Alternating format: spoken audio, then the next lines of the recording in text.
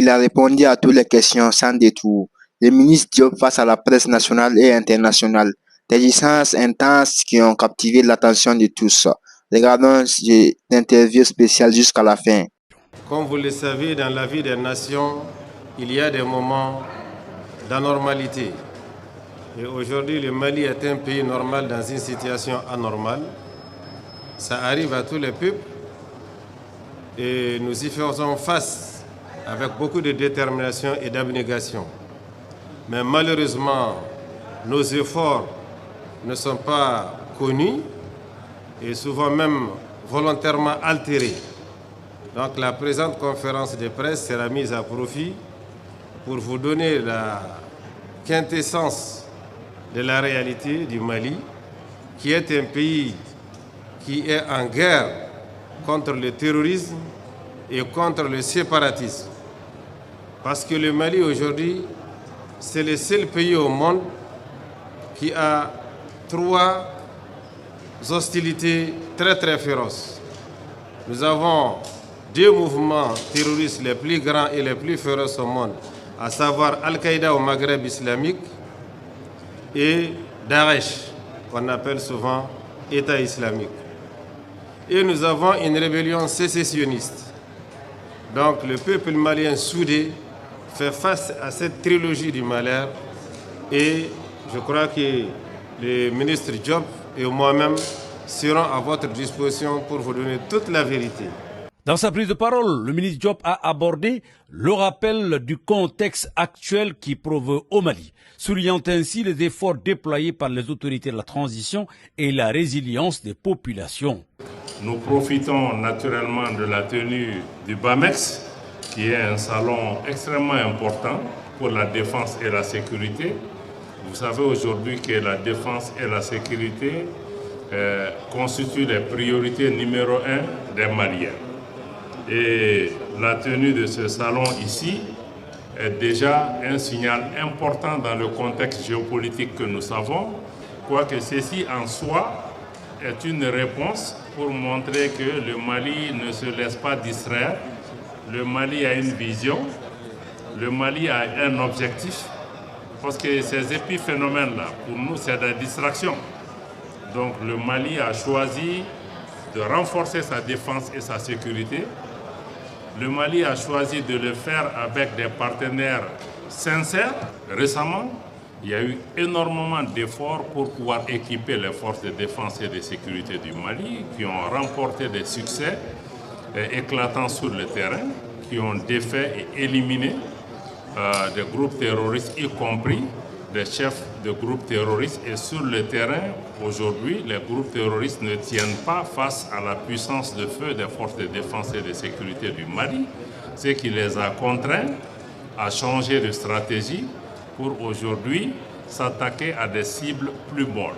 Donc vous voyez qu'on est très loin du scénario qu'on vous décrit à l'extérieur de notre pays pour dire que les terroristes sont là, ils sont à Bamako, ils vont prendre ceci, cela. On n'est pas du tout dans ce scénario.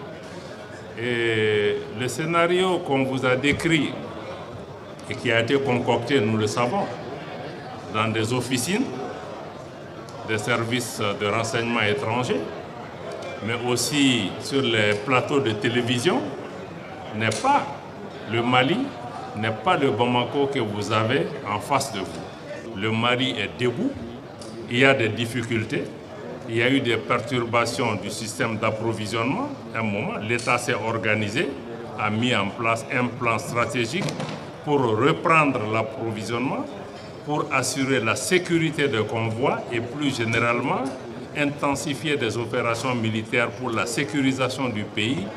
Et progressivement, vous voyez que des centaines de camions arrivent par jour pour reprendre l'approvisionnement de Bamako et d'autres localités. Et nous allons maintenir ces efforts. Il y a un gouvernement au Mali, il y a un président au Mali, et nous sommes en charge. Et il y a des forces de défense et de sécurité, et par-dessus tout, il y a des populations maliennes qui traversent cette difficulté en toute dignité, en toute responsabilité, et dans le calme, malgré les difficultés, que nous traversons.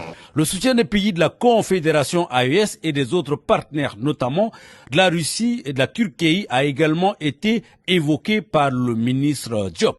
Vous savez, on est dans une confédération avec le Burkina Faso et le Niger, la confédération des États du Sahel.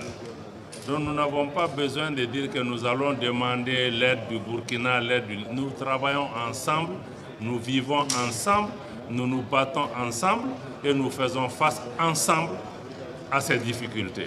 Parce que nous sommes convaincus que les difficultés que nous traversons n'ont pas d'autre motivation que le choix de nos pays de briser la chaîne de la dépendance, de briser la chaîne de l'assujettissement, de la domination coloniale ou de la domination par des pays voisins. Et aujourd'hui, nous sommes sur la marche de la dignité de nos pays. Nos pays sont attaqués pour d'abord briser cette dynamique et faire en sorte que d'autres pays africains ne suivent pas ce chemin. Et ça, nous avons compris ce message politique qui est derrière, et cela ne peut que conforter notre détermination, parce qu'aujourd'hui, les journalistes, ceux qui sont dans la désinformation, certains journalistes, certains plateaux de télévision doivent comprendre que le sort du Mali, le sort des Maliens, la destinée des peuples de l'AES ne va pas se dessiner sur des plateaux de télévision ou dans des services de renseignement étrangers. Ça va se dessiner ici, par nos populations, par les dirigeants de ces pays qui n'acceptent pas cet assujettissement. Je dois dire qu'au moment où je vous parle, le Mali est en mesure d'assurer l'approvisionnement de ses populations en hydrocarbures et en produits pétroliers. Si vous voyez les approvisionnements en produits pétroliers de notre pays, c'est essentiellement fait par des Maliens. C'est des privés maliens qui ont leurs camions, qui ont leurs affaires, qui font les business, qui importent à partir d'un certain nombre de ports et utilisent des corridors pour acheminer ces produits vers le Mali. Le seul problème qui se pose n'est pas un problème de disponibilité du carburant ou de capacité de l'État ou des acteurs privés maliens de faire face. Ça, ce n'est pas la seule question, c'est la question de la sécurisation des approvisionnements. Comment sécuriser les approvisionnements pour qu'ils quittent la frontière et arrivent aux consommateurs. Et pour ça, nous